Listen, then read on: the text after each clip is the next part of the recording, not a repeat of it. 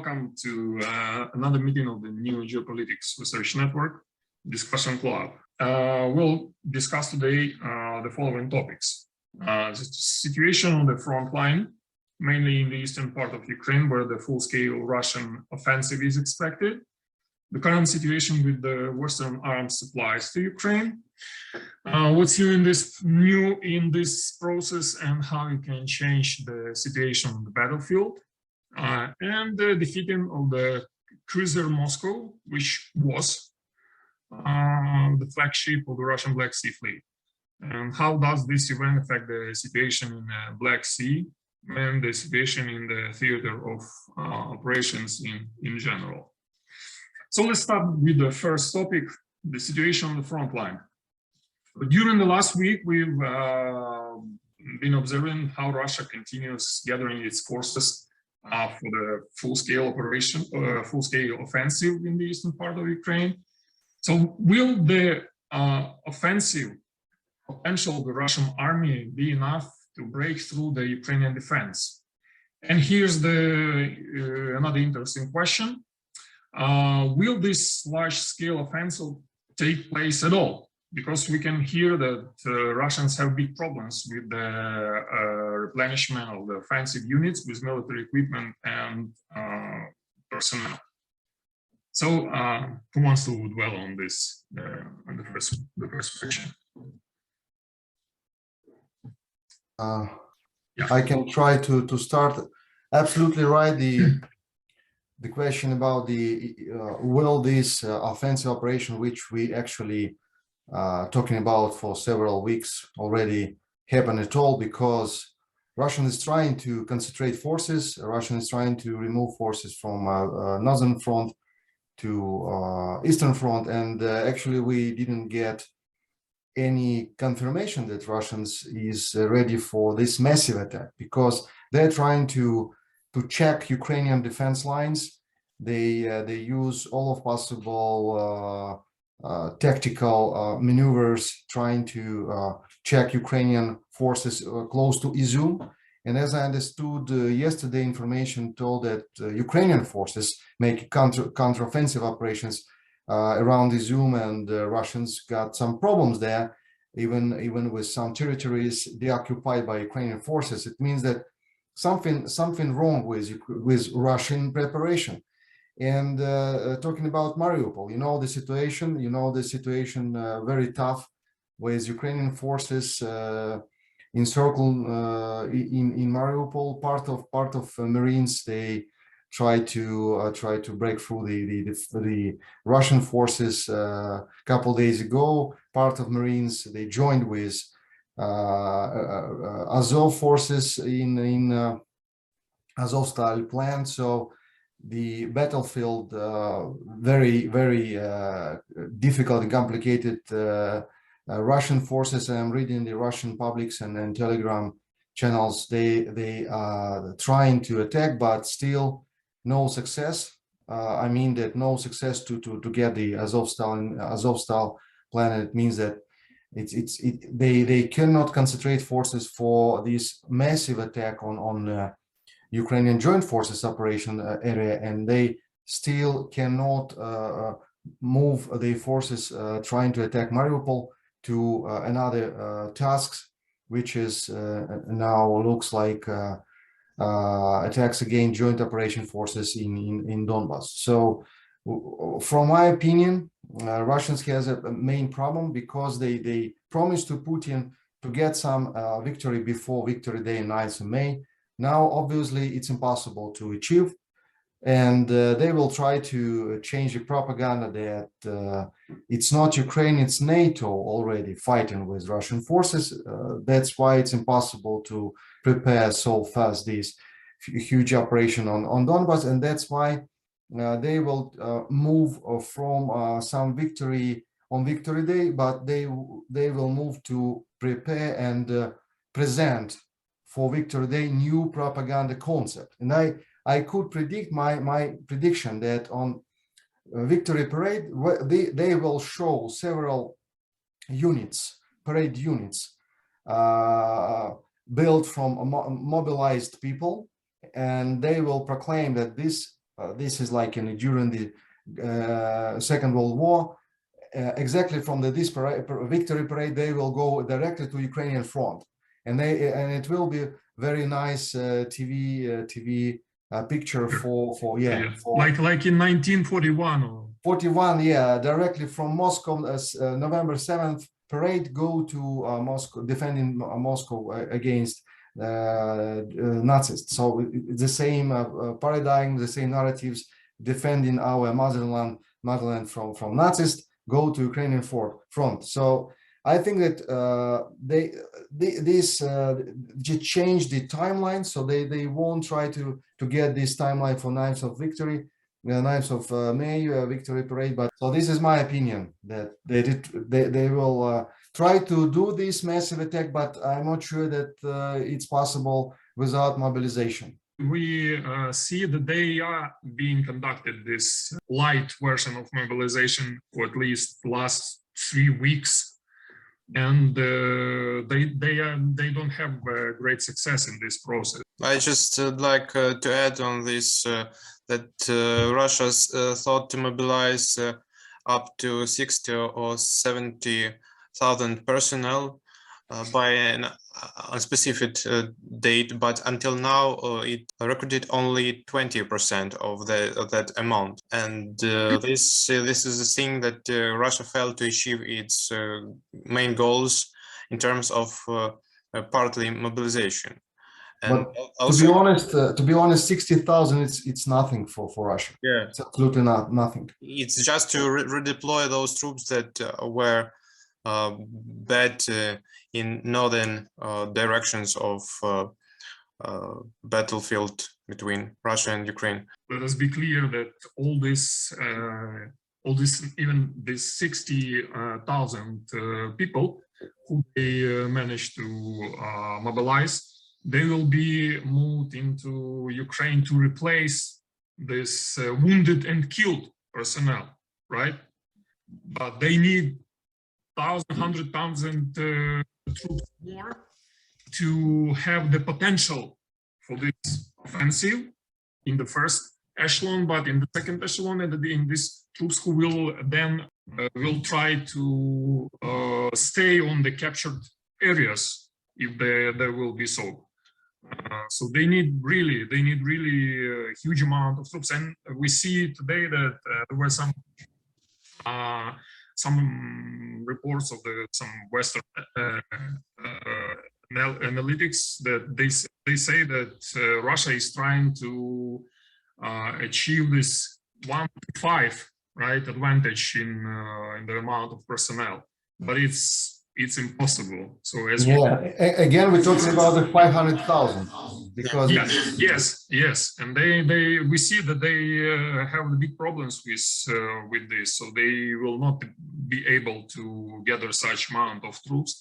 So and this is so we are turning back to the core question: will this offensive operation be conducted at all? You know, my think I'm trying to analyze today in the morning what's going on, what would be the course of action and type of operation by Russians, and I try to understand them, and I think that it's possible to predict that they will try to attack slowly, step by step. If they don't have the very strong timelines, they possibly will act like in remembering these 2014-2015 operations. They will try and press like remember this operation and the battle on the Donetsk airport. They killed a lot of own soldiers there. They tried, of course, it's compared to this scale of the war, it's the airport battle, it was kind of very small compared to this situation. But anyway, I think that Russia will try now to press on Ukrainian forces. But the problem for Russian is that this is the most prepared battlefield on all Ukrainian territory. Because from my understanding, if I trying to continue operations after this collapse of the first plan, I will try to keep some forces in Kiev Oblast, in Chernigiv Oblast, and trying even to send some Belarus forces on even western part of Ukraine to bother Ukrainian forces and to do not allow them to concentrate on the eastern and southern part, trying to keep some forces here, trying to show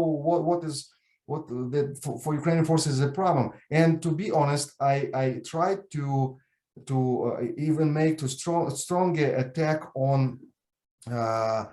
the direction on Brovary, because even they got a lot of problem with logistics, but it was maybe only one direction, a real direction, when Russians could get a success. I mean, keep forces in Kiev Oblast from Chernobyl zone, Chernigiv Oblast on the Chernigiv Kiev Autobahn, and trying to go on Brovary, trying to keep forces here. I can. Because if you try to concentrate forces on Donbas with 8 years prepared from engineer point of view territory, battlefield, you could press constantly for 1 day, for 1 week, for year actually, and Ukrainian forces just will kill you. Like what is happening now in Izium. So every day they will try to send some platoon, company, and Ukrainian forces that destroy these columns. And this is I could agree with you on one hand, but on another hand, don't you think that they withdraw these troops from the northwestern part of Ukraine and from this Brovary and Borispil direction, because they realize that they don't have the potential to move further, and there was a big threat for them to be fully defeated. Yeah, absolutely. Yeah, of course. So long sleeves of yes. So without logistic. In such a move, they just save their troops. They withdraw them. They claim that this was the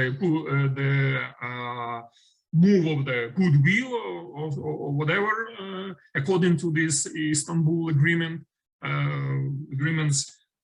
But that was their wish to keep their forces alive. So they, in such a way, they withdraw troops and they kept these forces, and then they can relocate them to Donbas and to use them in this operation. But here I agree with you that again that it will be very difficult for them to break Ukrainian troops, which were preparing the ground for last 8 years there. So we can assume that the situation was on the old direction was and is a lose-lose for them. So they didn't have the possibility to further on Donbas, and they didn't have the possibility to move further on the Kiev direction. Yeah. So they Dnipro, and after this, they assessed the situation. They made a conclusion that it would be better for them to withdraw troops from one direction in such a way to keep them alive. What another benefits can Russia achieve in such a war of exhaustion? Because if we talk about sending less troops on Donbas offensive, that means that battle will provide for a long term, many months since now. And what does it mean for Ukraine and Russia? I think that according to Russian estimates, they have enough cruise missiles, and targeting Ukrainian cities, infrastructure, and exhaustion of Ukrainian economy will push to reach a deal that will be in some way beneficial for Russia.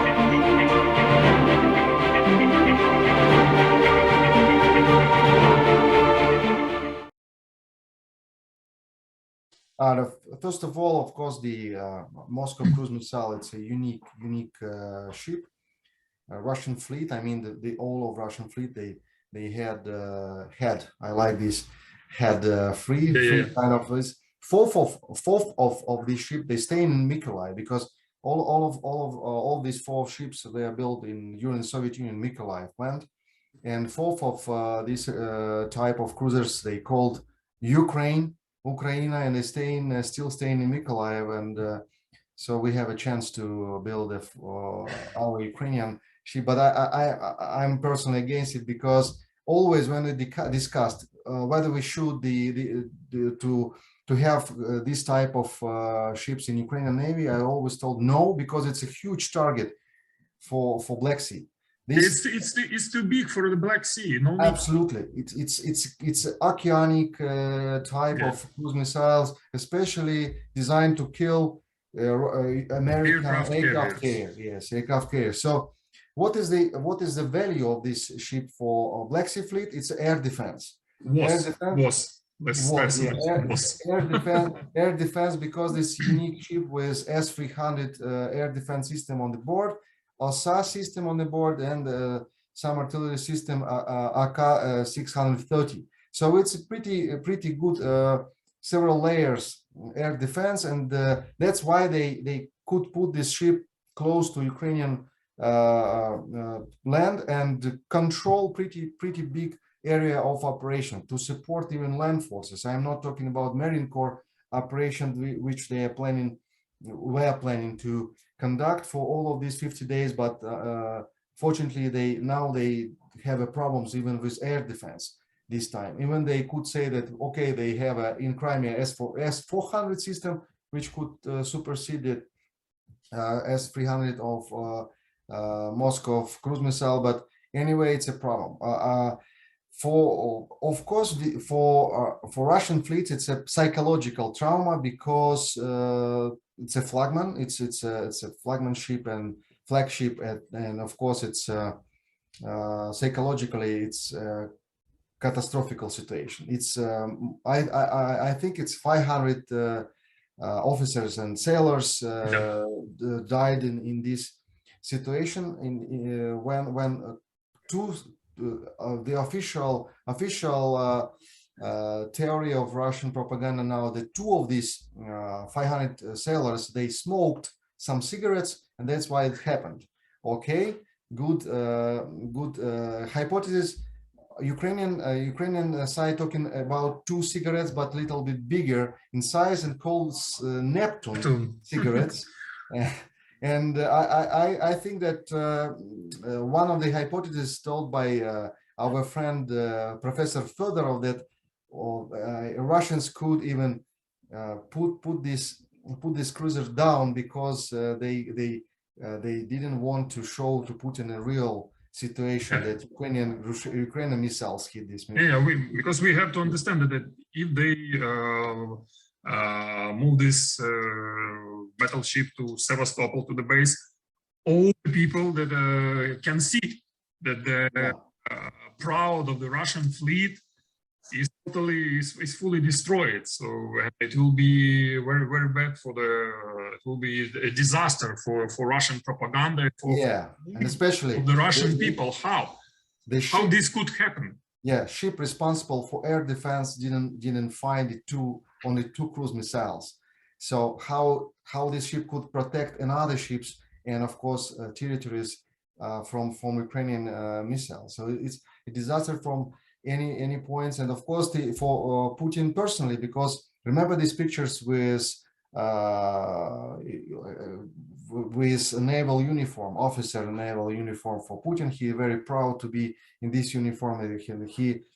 He looks at Russian Navy as one of the main symbol of Russian Empire, and of course for him it's absolutely crazy situation, because in other ships like maybe frigates, maybe missile ships, of course it's from military point of view, maybe it's even more important for Black Sea Fleet, especially because I could say that on the board of this cruise missile we didn't find the Caliber missile, which is hitting Ukrainian territory. It's anti-ship missiles, Vulcan on the Moscow cruise missiles type. But in the same time, symbolic meaning of this, it's absolutely crazy. It's absolutely crazy, and I just could say that the Korostelyov, the head of the Kabeluch, again, it's importance of this.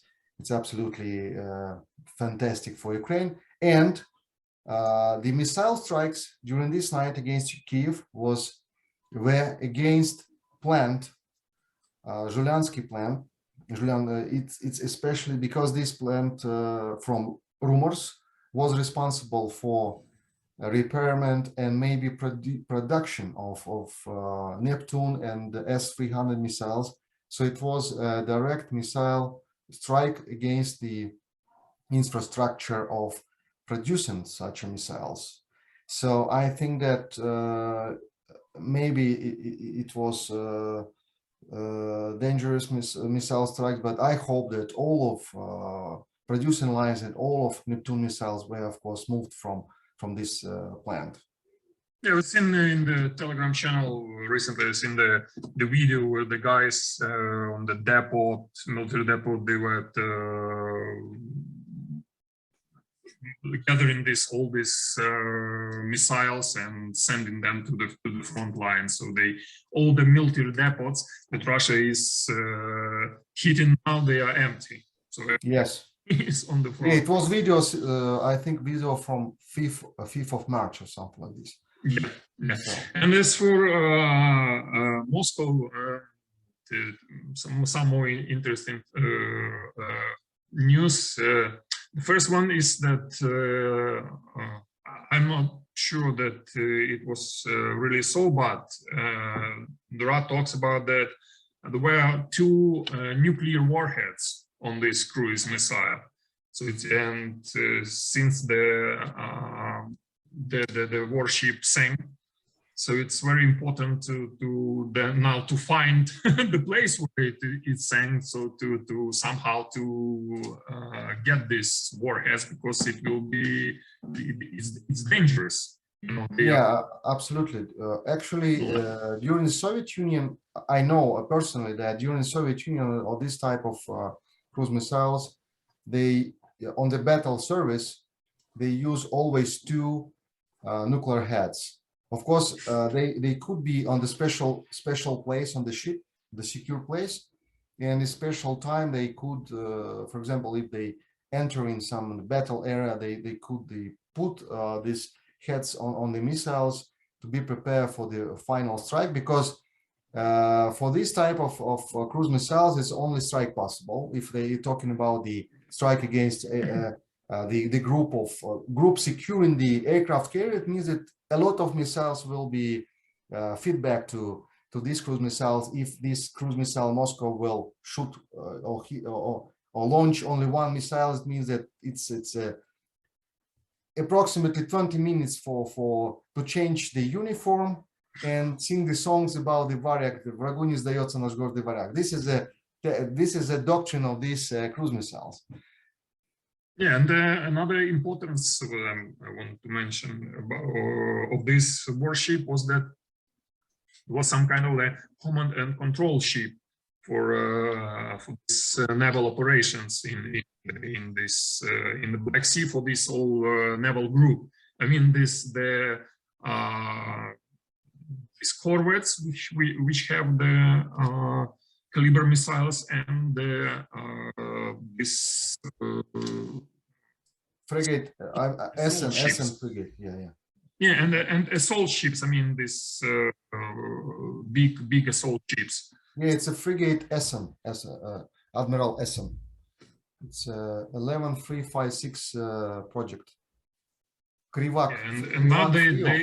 Yeah, and nowadays they have to use, I don't know, and also it was some kind of the naval staff there on the Moskva. Yeah, it's possible because flagship yes, yeah. Using the, it was a staff.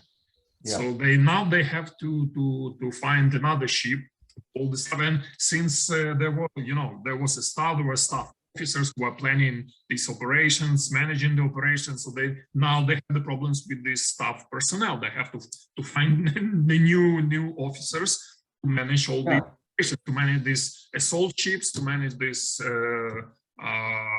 submarines, to manage to coordinate. I mean, to coordinate all these fleets. So. And maybe one more factor. Can you imagine that in Sevastopol, the 500 dead officers and sailors and sergeants, it will be a very strong impact on the psychological and moral situation on the families, because I'm sure that a lot of people living there for long times and long tradition on naval tradition. I'm sure that some of these officers and sailors maybe were officers who betrayed Ukraine into 2014, and for families will be strong impact that they started to feel that the war a little bit closer than they thought before. They thought that it is possible to launch missiles from Sevastopol ships and be very happy and living in peace. And be safe. And be safe on occupied territories. No, I think it's a first signal to people who betrayed Ukraine that they should be there and should maybe collect the stuff and go to Russia, because very soon will be the occupation of Crimea. Let's take a picture in January. I mean that when Ukraine will receive anti-missile, more anti-ship missiles from West, especially from Great Britain, maybe Norway, United States, also with a few coordinated deployments and with intelligence provided by United States and NATO states and other intelligence aiding for Ukrainians, most perhaps all of the Russia's 20 remaining large surface vessels could be easily targeted. So that means that Russia cannot operate in northern, west northern part of Black Sea, and that actually they cannot operate at all, because Volodya, it's 300 kilometers range, and if you look at the radius of range 300 kilometers, means all of Black Sea totally, from so Ukraine to Turkey. It makes for Russia impossible to launch amphibious assault towards Odessa. Absolutely. And in terms of shelling Ukrainian cities and infrastructure with cruise missiles that were launched from a Black Sea fleet, what does it mean for this perspective? There is a question on that if Russia will post these ships in southern Black Sea, whether it will be still available for these missile attacks. I know, Volodya, now we have situation then Russians, they cannot use Black Sea fleet at all. They understood it. This is a tragedy for them, because if you look at the history of Black Sea fleet, this is always the same. They destroyed Black Sea fleet totally in any conflict. It's a very tragical fleet, actually. You know this history during the first Russian-Ukrainian war in 1917, 1920, and look at the destiny of Black Sea fleet. The half of Black Sea fleet, they put the Ukrainian flags, and another half Lenin ordered to just destroy it. And so always Black Sea fleet finished with tragedy, and I hope that this war will be total disaster. I am sure that the final of this operation should be total demilitarization of Black Sea fleet, total demilitarization, and this is very real. And the Russian officers, I am sure that they understand it, and they are preparing for it. Every Russian ship should be destroyed, especially these ships who launched the missiles to Kiev, Dnipro, Lviv. All of these ships should be destroyed totally, and this is the very distant destiny, for very real destiny for Russian Black Sea fleet. I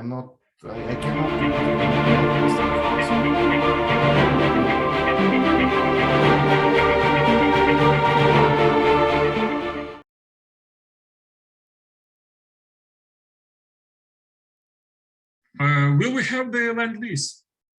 What do you think, guys? There were lots of news, lots of rumors about this land lease, and after a week or so, we don't have anything, or we have.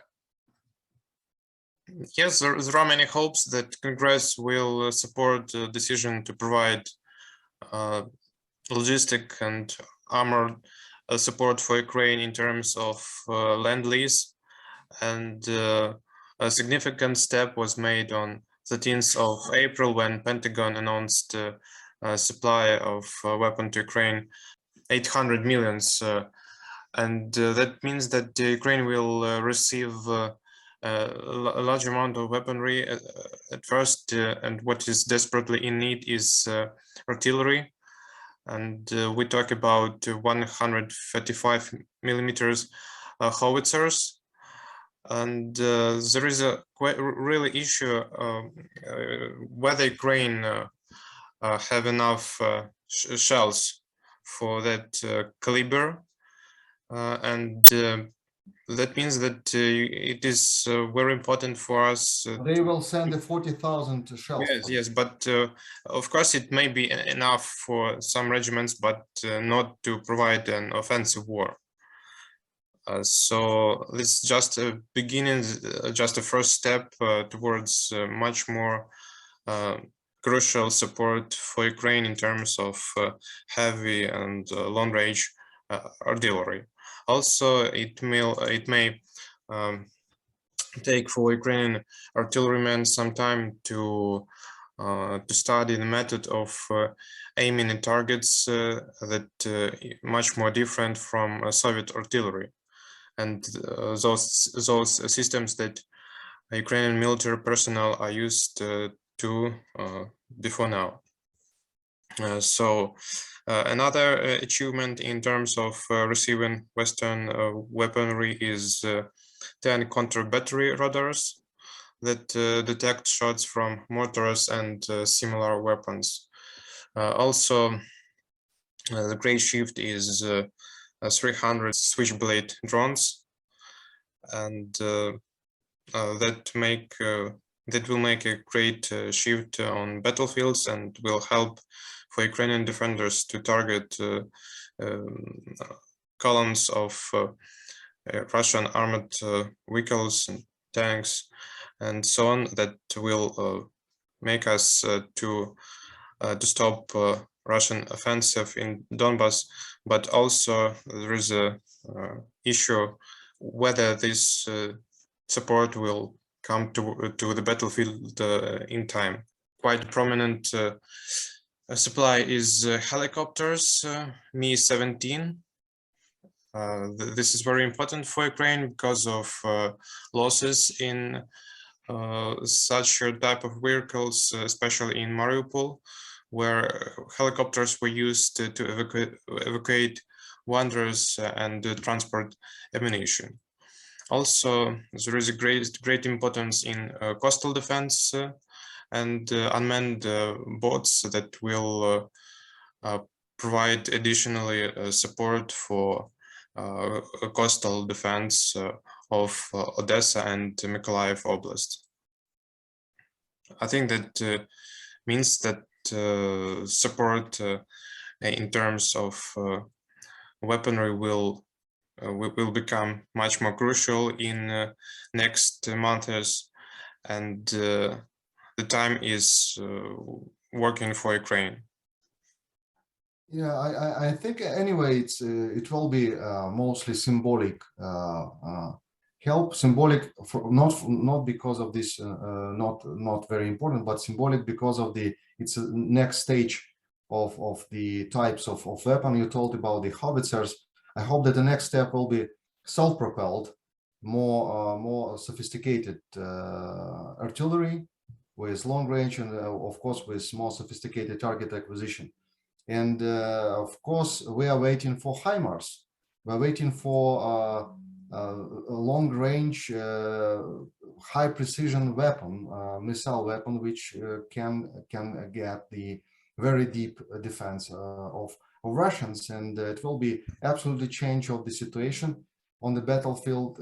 If we have HIMARS on, for example, on the sea side, it means that 300 kilometers will be covered and occupied Crimea as well. And of course, on the land forces, it will be crucial changed, because HIMARS have different type of missiles from 100 kilometers, from 300 kilometers, and different types of targets. I think it's a change of understanding what does it mean support for Ukraine. Heavy artillery, MLRS, tanks, and helicopters. Next, we are waiting for jets. Actually, firstly, MiG-29. I think we should get all of Soviet jets now to Ukraine to change all of possible resources of former Warsaw Pact. And I think that some MiG-29 has actually Egypt from last procurement. I'm not sure that Egypt is going to send it to Ukraine, but it could be one of the possible direction, because Egypt actually they have F-16 on the Air Force, so maybe United States could give more F-16 to Egypt, and Egypt could send significant number of MiG-29 to Ukraine, and I think it will be pretty good for Ukrainian Air Force, because I maybe you saw this some crowdfunding platform, buy me fighter jet, which Ukrainian pilots actually designed it to get money to buy them jets from the Soviet type jet. Yeah, and also that there was the interesting news that the European Union will finance this arms supplies. So it's why it's important, because it will be not made from the budget of some separate country of the European Union, but the whole European Union budget. So it's which is the significant one, and so we can.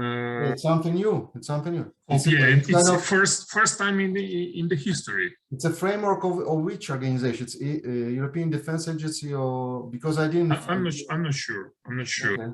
But the news was that the European Union, but it wasn't told what kind. So European Commission could create some fund and to get money. Okay.